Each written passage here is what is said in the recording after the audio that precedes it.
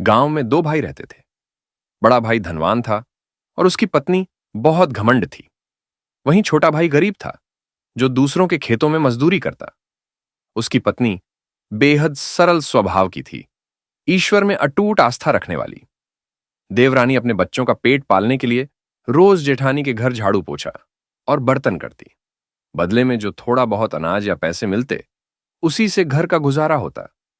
एक दिन देवरानी का एकादशी का व्रत था।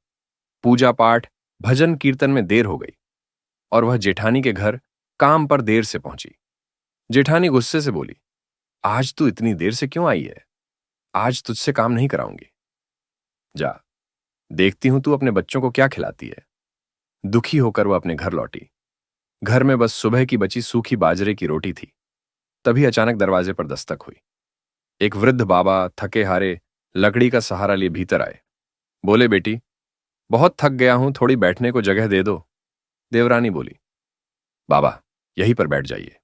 बाबा ने कहा, बेटी, खाने को कुछ मिलेगा? देवरानी ने बाबा को वहीं बची हुई सूखी बाजरे की रोटी खाने को दे दी। बाबा प्रसन्न होकर लेट गए और देवरानी उन्हें पंखा झलती रही। रात को देवरानी ने सपना देखा, जिसमें वही बाबा उससे कुछ बोल रहे हैं। बेटी, तू सुबह जो पहला काम करेगी, वही काम तू पूरे दिन करती रहेगी।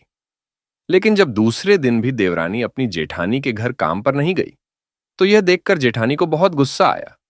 वह गुस्से में देवरानी के घर गई कि आज देखती हूं आखिर क्या माजरा है। और जब वह देवरानी के घर पहुंची, तो उसने वहां जब पैसों का ढेर देखा, तो वह भौंचवक्की रह गई। आखिरकार देवरानी के पास इतना पैसा कहां से और कैसे आया? पूरी कहानी देखने के लिए लिंक पर क्लिक करें। राधे राधे।